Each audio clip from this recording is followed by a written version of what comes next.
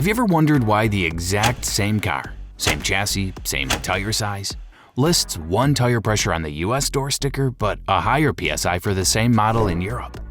It sounds like a small detail, but underinflation is the leading cause of premature tire failure. And if you've been blindly following the US number, you may already be accelerating wear without realizing it. The US pressure rating isn't optimized for tire longevity or sustained high-speed stability. It's calibrated to be comfortable, safe, and legally defensible for the average driver. By the end of this video, you'll know whether that number is a smart baseline or a comfort-biased setting that quietly shortens your tire's lifespan. Let's break it down like a real mechanic would. Section 1. Same car, different PSI. Let's start with a real example. Take the Volkswagen Golf GTI. In the US, the door sticker recommends around 36 PSI front, 33 PSI rear. But open the European manual for the same GTI, same tire size, same suspension, and you'll often see 39 to 41 PSI listed for higher speed driving. That's not a rounding difference. That's nearly a 25% pressure gap. Or look at the BMW 3 Series. US placard, mid-30s. German manual, multiple tiers, including higher PSI for sustained high speed. Same car, same brakes, same tires. So how can the correct pressure be 9 PSI apart? Is it climate, road quality, tire brand, or something more subtle, something regulatory? It's not just weather. If that were true, Texas and Finland would have different recommendations within the same market. But they don't. The real reason has more to do with speed assumptions, comfort bias, and liability strategy than with the tire's mechanical limits. Section 2. The regulatory truth. Here's what most drivers never heard. In Europe, automakers must account for sustained high-speed driving, especially in countries like Germany, where large sections of Autobahn have no fixed speed limit. That changes the assumptions. Tires generate exponentially more heat at higher speeds. And heat is what weakens sidewalls, accelerates belt fatigue, and increases failure risk. So how do manufacturers build in a safety margin? By raising cold inflation pressure. Higher PSI reduces sidewall flex and internal heat. That means more stability at speed and less structural stress inside the tire. When a car is certified for sale in Europe, those high-speed assumptions show up directly in the pressure tables. But here's the trade-off. Higher pressure also increases ride stiffness and road noise. In the US, where sustained high-speed driving is less common and comfort complaints matter more, manufacturers often publish lower everyday pressures. It's not that one region is right and the other is wrong. It's that they're optimizing for different outcomes. In other words, the US sticker isn't just physics. It reflects what the average buyer is expected to tolerate during a short test drive. As one tire engineer put it, pressure recommendations reflect operating assumptions, not just hardware. Section 3. What 32 PSI and 41 PSI really mean. Before we go deeper, let's clear up one misunderstanding. When you see 32 PSI on your door sticker, that's cold pressure, meaning the car has been sitting. Once you drive, heat builds and pressure rises 3 to 5 PSI. That increase is expected. Now compare 32 PSI to 41 PSI. 9 PSI doesn't sound dramatic, but inside a tire, it's huge. Lower pressure means more sidewall flex. More flex means more internal heat and more tread movement. That feels softer and grippier at low speed, but it also accelerates wear and structural fatigue. Higher pressure reduces flex. Less flex means lower heat buildup and greater stability when speeds climb. Here's the real trade-off. Lower PSI favors comfort. Higher PSI favors heat control and stability under stress. When the same car lists different pressures in different countries, it's not random. It's a decision about what the tire is expected to survive. Section 4. Why some cars tolerate lower PSI better than others. Now there's another layer here. Tire construction and load index. Modern low-profile performance tires have reinforced sidewalls and higher load ratings. They can hold their shape with less air support because the structure itself is stronger. But older vehicles or cars running taller, softer touring tires rely heavily on air pressure to maintain structural integrity. In those tires, pressure isn't just comfort tuning, it's load-bearing support. And here's what most drivers miss. tires don't stay the same. As tread wears down, sidewalls flex differently. Rubber hardens. Internal belts endure thousands of heat cycles. The structure slowly fatigues. A car that felt tight and stable at 34 PSI when the tires were new can feel vague, sloppy, or unstable at that same pressure 30,000 miles later. Not because the suspension changed, because the tire did. That's why experienced technicians adjust pressure as tires age, especially past mid-tread life. As one veteran tire tech put it, tires aren't static, they flex, they heat cycle. Pressure has to match the tire you're actually running. Section 5. The heat factor. Another myth. Lower PSI is fine because we're not blasting down the Autobahn. Wrong. Much of the US runs hotter pavement than Germany or the UK.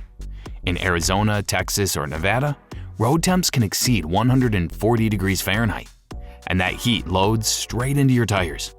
That's where lower pressure starts losing the fight. Underinflation rarely fails dramatically. It doesn't explode. It just cooks the tire slowly, wearing it out 10 to 15,000 miles early. Low PSI means more sidewall flex. More flex means more internal heat, and heat is what degrades rubber, fatigues belts, and eventually leads to separation. That's why tire engineers consistently list underinflation as the leading cause of premature wear. This doesn't mean the US sticker is wrong. It means it's calibrated for average use.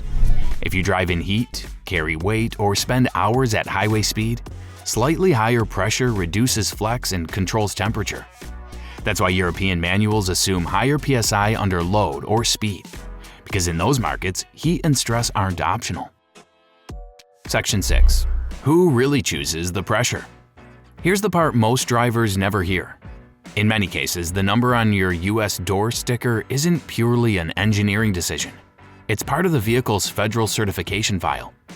Tire pressure influences ride height, rolling resistance, braking distance, and stability test results.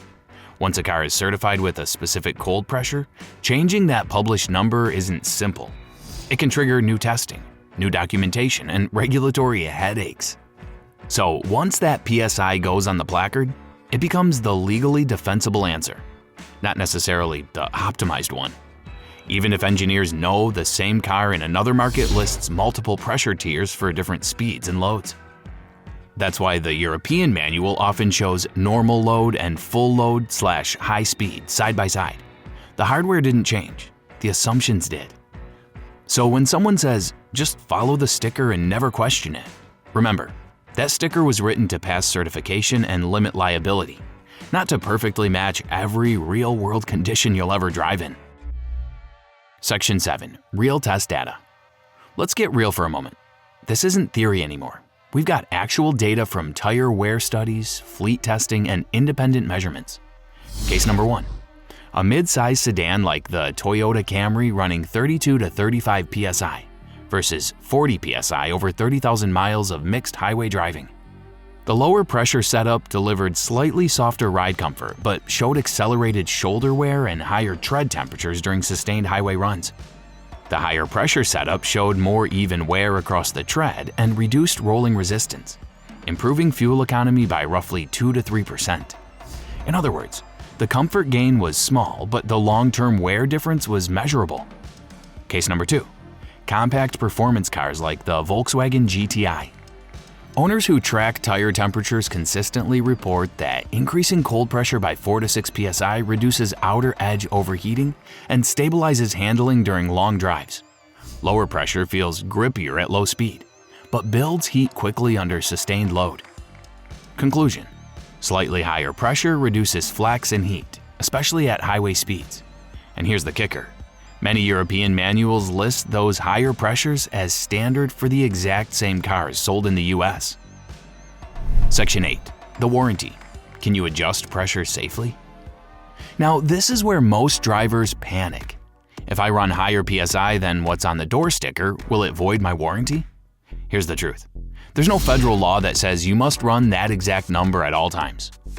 The door sticker lists the manufacturer's recommended cold pressure for normal operation. It's not a legally binding setting. A manufacturer would have to prove that your specific pressure choice directly caused a failure to deny a warranty claim. And as long as you stay within the tire's maximum rated pressure printed on the sidewall, you're operating within the tire's certified limits. In fact, many owners' manuals list multiple pressure tiers, normal load and full load, sometimes differing by 4 to 6 PSI. That alone proves there isn't one magical number. The key is this: stay within safe tire limits, make small adjustments, and monitor wear. It's not breaking the rules. It's adapting to real-world driving conditions, not just baseline certification assumptions. Section 9. Construction matters more than PSI alone. Now here's something even most drivers don't realize. The tire itself matters more than the number on the sticker. Two different tires at the same size and the same PSI can behave completely differently depending on construction. Sidewall stiffness, belt design, tread compound, and load index all change how a tire supports weight and manages heat. A high-load XL-rated tire with reinforced sidewalls can maintain stability at lower pressures better than a softer touring tire. Meanwhile, a cheap budget tire may overheat and wear unevenly even if you run the correct PSI. For example, a premium performance tire like a Michelin Pilot Sport with a reinforced carcass can remain stable at pressures that would cause a softer all-season tire to feel vague or roll on the sidewalls. So it's not just about the number, it's about the tire's structure and rating.